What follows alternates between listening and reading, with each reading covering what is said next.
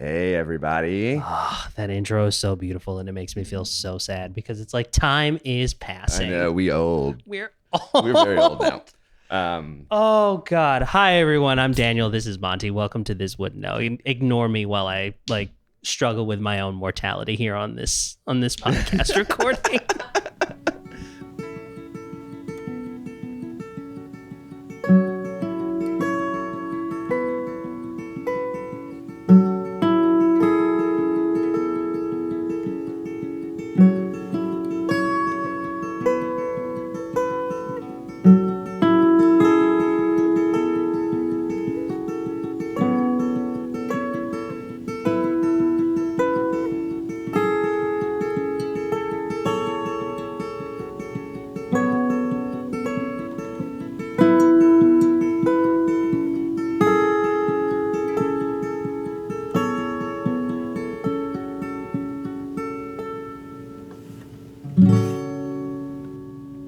Stephanie Cerniola has spent a very long time yelling about Shakespeare and how to start making it fun, accessible, and engaging for people who live in the 21st century.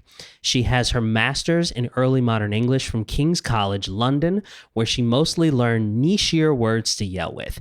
Now she hosts the Protest Too Much podcast, a Shakespeare showdown with a new guest each week that some nerd who we're not going to talk about was on recently, and runs Walking Shadow Shakespeare Project, a company focused on interactive educational performances and opportunities and one rehearsal pop-up productions. Please welcome to the Wooden O, the one and only Stephanie Cerniola. How you doing?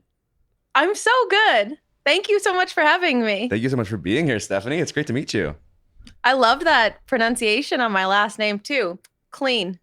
I remembered it from the time that I was on your podcast where we talked about our kiss, marry, kill preferences. And I made a mental note. I'm usually not good with first names, but because last names are trickier, they tend to stick out in my head. So I'm like, those are the things I'm going to take and just like plant in here. Love it. Yeah. And I love that episode, by the way. I listened to it twice in the last week. Thank you. It was one of my favorites, honestly. It was a fun one. I had a good time with that one. And I think, if I'm remembering correctly, did Twitter introduce the two of you? Or how did that happen?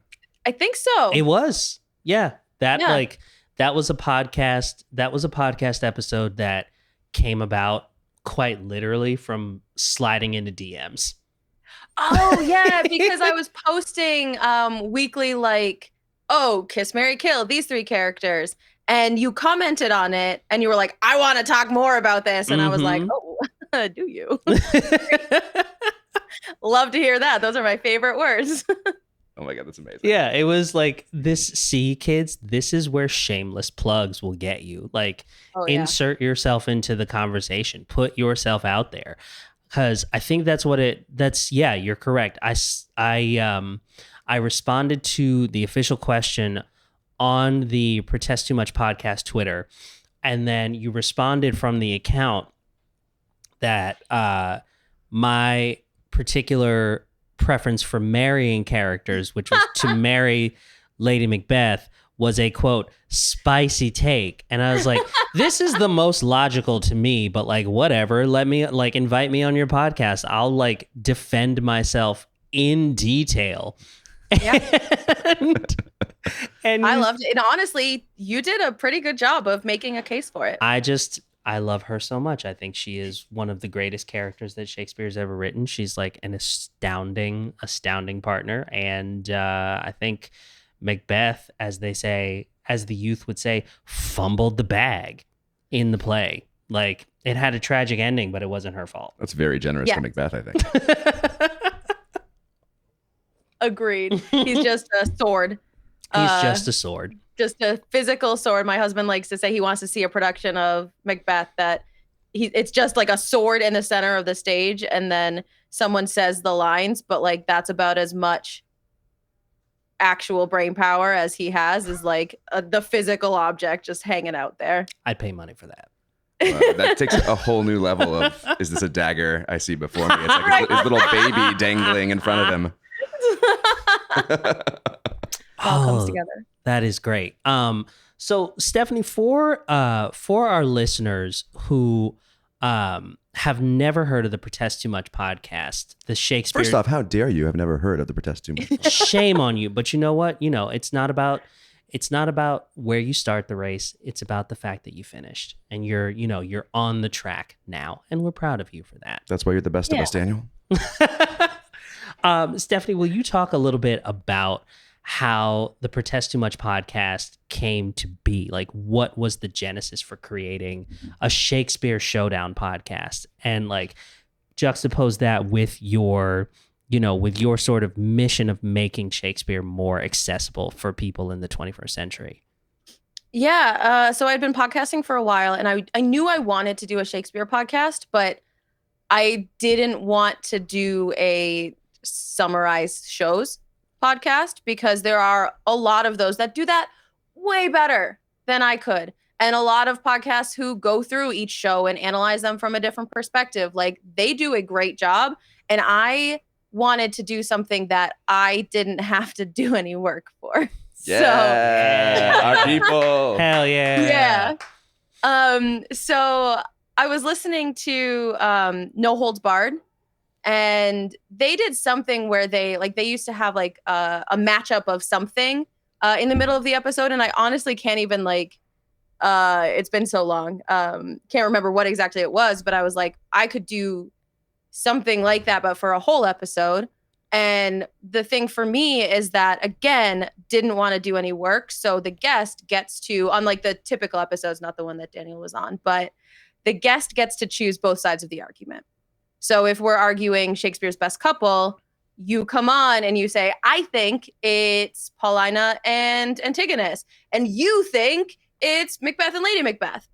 And then I have to improvise some sort of like justification on why Mamilius from The Winter's Tale is the best villain in all of Shakespeare. I would really like to hear that episode. Which episode is that? That's, I think, episode number 3. Time to go back. My ears will be very, very pleased. That sounds like a remarkable amount of release of control of this thing that you have created. And I think like there's a part of me that really likes the idea of like, oh, I want a thing that I can put out into the world for content that is a light lift for me. But then there's also like this deep urge to try and hold on to and like control as much of it as I can. So like when you were creating this, how did you get comfortable with the idea of I'm going to create the format, but then I'm just going to let whoever I have on the show take it wherever they want to take it, and I'm just going to ride the wave? A great question that I haven't really thought about. Because I am, now that you say it, I am a massive control freak and I love being in charge of everything. But for this, it was really a way for me to, I have a long history in improv. So it was a way for me to combine that with, I have a very like wide knowledge of all of Shakespeare's plays. Not all of them go very deep. I still haven't read the Henry VI trio. But I know enough that when someone comes on and tells me to argue for Margaret, I can yell about wolves. So I've got enough knowledge, just not like a super deep knowledge. So it was a way for me to just like call on that and have some fun and improvise. And again, you know, let the guests, who are always more interesting than I am, do the work. I love that too, because that just sounds so much in the spirit of Shakespeare, right? Like setting up the people and then letting the unexpected be the gift of your experience. Yeah. That's it's been so fun. cool. And so how do you, along with that, I mean, that, as you say, it's so much about the guests then. So how do you have like metrics that you use for like, this will be an excellent guest, or like, this person I'm really interested in, but they have A, B, and C qualities, and so that might just blow everything up? Are you interested in being on a podcast about Shakespeare? Yes or no? If the answer is yes, I would like you on my podcast. Hell yeah. That's really it. You want to come on my podcast? Please. Anyone on Patreon, come on my podcast? Come on my podcast. Hit me up. P2M Pod on Twitter. It's it's really like I found so many interesting people because I found like actors or educators or academics, like getting that wide spread of different perspectives on Shakespeare has been really fun. But the biggest thing is just you can't take yourself too seriously or Shakespeare too seriously, because those are the kind of people that this podcast isn't going to work for. They don't want to hear me argue that Mamilius is a villain. He's a 7-year-old child. Like, Yeah. So how did you figure out for yourself? How did you figure out to make Shakespeare more accessible for yourself, and then figure out from there, like, this is how I can make this easily digestible for other people? How'd that come about? yeah, I taught high school for 13 years and I loved Shakespeare, but my kids didn't love it. And I wanted them to. So that was kind of when I went and I did my master's. My dissertation was on the modernization of Shakespeare on film for the 21st century student through the lenses of race, gender, and violence, and looking at the way that modern adaptations make the characters human beings for students, or that they don't. And like those are the less successful films in the classroom, at least. So that's kind of what started me on the journey. And then I started directing and throwing all tradition out the window, really. Was there a film that did that for you when you were younger? No, but Baz Luhrmann's Romeo and Juliet is really what kind of like set off the avalanche of it with my kids, because we watched a bunch of different versions and they had thoughts. Kids will tell you what they think, which is the best part. Oh yeah.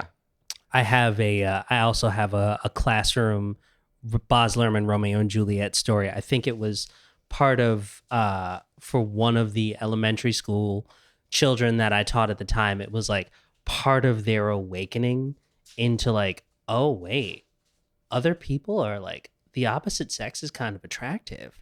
It was like I was showing them a snippet of Baz Luhrmann's Romeo and Juliet, and it's the first time we see like babyface teeny bopper Leonardo DiCaprio on screen with the sunset behind him, and he's like, exactly, and he's like smoking a cigarette and like staring through the camera with these piercing Leonardo DiCaprio eyes, and I just hear this like 8-year-old girl go, "Oh, he's cute." Yep. Like, and like, love it or hate it, that movie has a lot of divisive opinions in people. But when you look at Longsword 9mm, that's when I was like, you can do whatever you want with Shakespeare. So great. Yeah. Like, you can just choose what to keep and what to get rid of and what to do with what's left. Yeah. So the question that I wanted to ask you in terms of like breaking convention, when teaching or directing Shakespeare, what's been the most satisfying way for you that you have broken convention thus far? And what's on your wish list? What's the thing you've wanted to do but haven't had a chance to do yet? Okay. So I'll address the second part first because I am so excited. Copyright, do not steal. Trademark. I want to do a reverse theater in the round of Hamlet, where I want the audience trapped in the middle. So I want the audience all on swivel chairs with a whole scaffolding like donut around them with multiple levels, and then like maybe a platform in the center. I don't know. But I want the audience to like have this feeling of being like constantly watched by the actors and like constantly like trapped by what's happening, to have some sense of like what Hamlet's going through. Oh, that's so cool. I will buy a ticket to a preview and a non-preview. Yeah. And would like to further ingratiate themselves into Hamlet's mind, would Hamlet be walking through and like interacting with the audience, or is he among the cast of characters who are in these outer rings? Like, yeah, so work? I kind of have the idea. Like, I need a couple $1 million for it. So patrons, if you're rich, like hit me up for sure. But I want like catwalks going through the audience so that he has access to and through them, but nobody else really does. That is super cool. That just is want to that's do a it. really interesting idea. Yeah. Yeah. And then, what's been the most interesting convention breaking thing you've gotten to do with Shakespeare that thus far has not required a few $1,000,000? I think that I don't know. It's hard to say it's convention breaking because it like feels pretty straightforward. But I cast a 13 and a 15-year-old as Romeo and Juliet and Oh, directed that. amazing. Oh, that's the dream. So, yeah. And like I did a lot of the like heavy like sexy lifting with Mercutio and Tybalt. Great. Had them as like that very like again super straightforward, but yeah, watching that show through actual children, you do so much more of like, oh, they're just dumb. Like they're just sweet angel babies, like trying their best, falling in love. And it just like totally unlocked a lot of Romeo and Juliet for me. Yeah. Yeah. Wow. They're sweet angel babies. And then we talked about this when we did our Romeo and Juliet, where they are sweet angel babies who are just like doing the best that they can. And all of the adults around them fail them so spectacularly. I wonder, like, did that also get heightened in that production as well? Did that become much more visceral? Like when you have a pair of teenagers in these roles? And you know what else it did is I cast 25-year-old as Lady Capulet. And I think that's like her in-text age is like 26, 27. And it like seeing Capulet here and Lady Capulet here and then Juliet like it was a lot for me to like kind of understand more about these characters. It was pretty cool. I love that too because I feel like Lady Cap gets such a bad rap in most productions, and I think she's a child also. Exactly. I was so stupid at 26. I mean, who isn't? Who isn't? Yeah. But that is the point, and that's what I think. That's why I think your idea of making Shakespeare so accessible is so important, because when you are talking about trying to break down some of the gates around Shakespeare, you come up with really common sense and obvious ideas like this, or obvious seeming ideas, where you hear somebody being like, well, what if we had a pair of teenagers play Romeo and Juliet? And what if Lady Capulet was actually age appropriate, meaning in her mid-20s, which is typically the age that we would cast a Juliet. Or younger than the age we would typically cast a Or Juliet. younger than the age we would cast a Juliet. And it's like, I'm hearing you say that for the first time, and it's like, why has no one done this before? It makes so much sense, and it adds another layer to the play. And I mean, and kids are talented. So, but yeah, I guess the other thing that I do, I built an education program that I really enjoy, and it's interactive. I bring 5 actor educators who are like Romeo, Juliet, the nurse, the friar, whatever. And then all of the students get to play the other parts. So it's all super abridged. They have their little cue scripts and their costumes, and they come on stage and we kind of like push them out and they say their lines. So they get to experience it a little bit more like in the moment rather than just like watching a bunch of adults do a play for them. They get to be part of it. And that's been fun too. Oh, that's so cool. That is really, really special. And how does all this line up, right? So you've got this podcast that's 3 years old ish. Yeah, I guess 2.5. 2.5. Okay. You're building these educational tours. You run your own theater company and directing and acting and. Yes. So the education stuff has been on hold for a while. We do pretty much like there's one school that kind of calls us back each year, but that's not really like a tour thing. It's just a thing. And then the shows that I do for Walking Shadow, we do run one rehearsal. So we all get together Memorial Day weekend, do like an 8-hour day of whatever happens. And then we do the show the next day. So those aren't really taking up large chunks of my time. I like, if you can sense a theme, I like little prep, like no prep, And that's the sweet spot for me. Oh yeah. Oh yeah. I Love mean, nothing more than little prep. that goes Yeah. in line with original practices, though, Absolutely. right? That's Yeah. absolutely in the spirit of original practices. It's Yeah. like we're gonna get up and see what happens, and here's the basic structure, but fill it in Yep. with your unique essence. Make your Exactly. It's choices. Yeah. Use your so imagination. chaotic and Yeah. so fun. And you learn so much And because I feel Shakespeare like, should be chaotic. yeah, right. I think especially if you're trying to reach a young audience, like we have two versions of our mission statement, but the one that I vastly prefer, which I call the bar version, is that we're punk rock Shakespeare. Yes. Because I feel like it's so the chaos is so crucial. Mm-hmm. Yep. And I feel like I like when you brought up Romeo and Juliet, the Luhrmann film. I mean, I grew up like we even did like a Midsummer in third grade or whatever, right?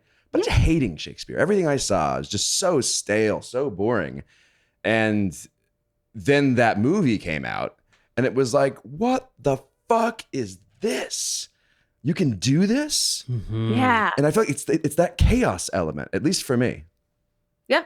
And I think that's, a lot of what that movie does well is it really like it throws you back and you're not sure what's happening a lot of the time. And like part of that confusion is par for the course with Shakespeare when things are happening so fast around you. But that's also a lot of where these characters are. Things are happening so fast around them. So you're kind of like just thrown into this world along with them and you're there for the ride. That's really great. I wanna ask you about within the chaos, within the organized chaos of putting together these minimally prepped Shakespeare productions. I'm curious how you are handling or approaching the specificity of language, even while you are breaking convention in other ways. Are you holding the language lightly, or is that an area where you walk into a production with a mindset of like every word is placed in a specific area and it all matters, or is it somewhere in the middle? So I think it's somewhere in the middle. Like we're doing Cymbeline in the park down here in May. And so I'm going to have, an hour-long meeting with each actor, and we're going to go through every single one of their lines so that they know exactly what it means. They know the intention behind it, the emotion behind it. And then when we get there, whatever comes out, comes out. Like they know, the goal is that they know what has to happen in the scene and where they need to get. And if they make some things up, the audience doesn't have a script. They don't know. There's some beautiful language in this play, but if we don't hit every bit, like the only person that's going to be upset about that is me. It's just me. And so if the audience is entertained and following along with the story, then like that's what I really care about. I care that they know exactly what the words mean and the intention behind them, and then enough to just like have fun with it. I love that. So you're the Hamlet in that situation with yeah, exactly. your clowns. Yeah, don't think more than about you this set too down. much. Yeah.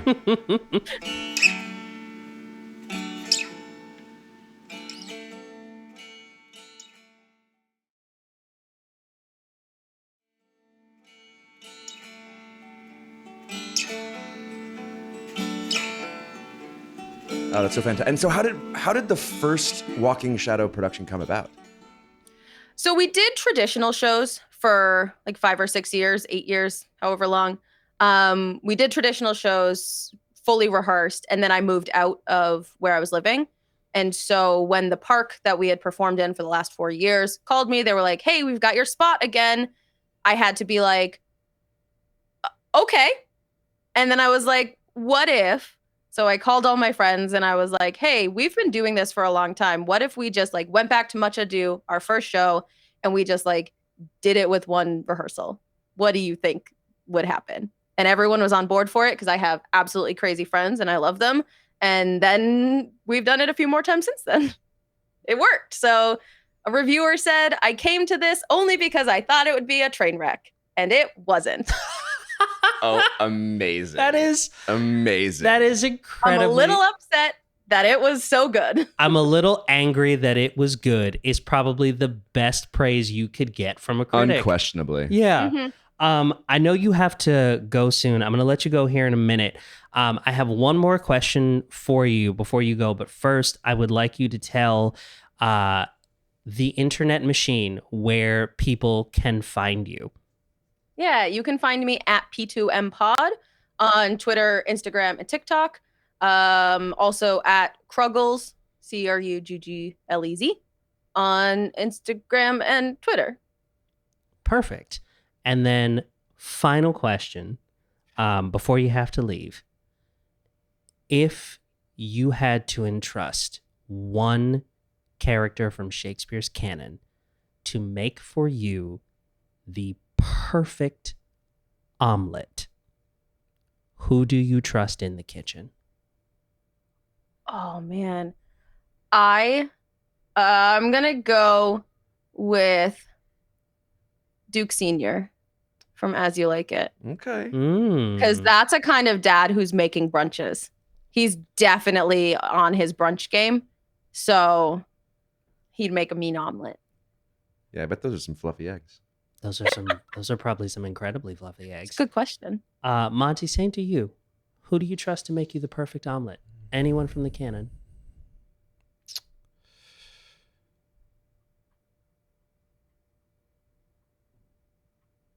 I would go with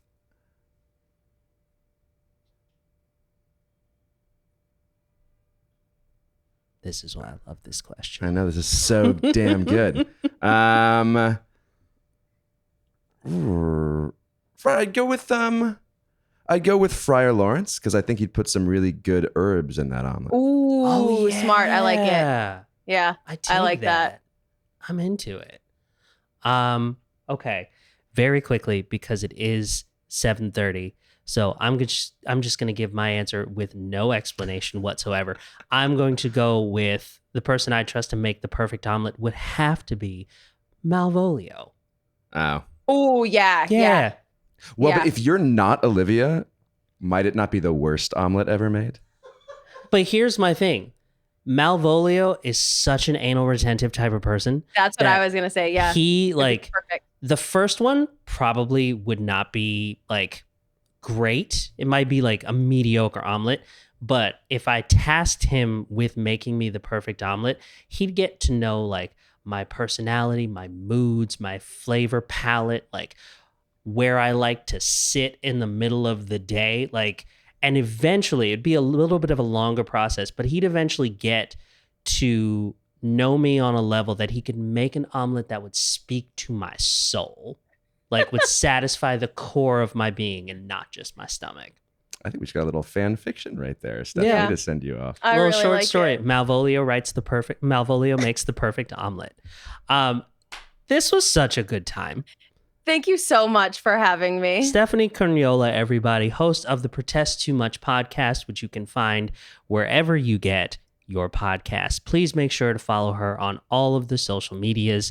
Subscribe, rate, comment, do all of the internet-y things. And if you are ever in Austin and looking for some good Shakespeare theater that is approachable and fun, and you'll take away a lot of interesting things from it, go check out her stuff.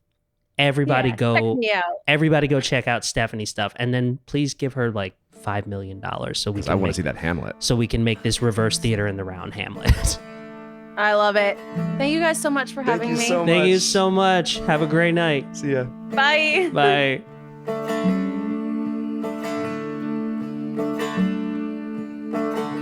Thank you for listening to this week's episode of This Wouldn't Know, hosted and produced by Daniel Kemper and Montgomery Sutton.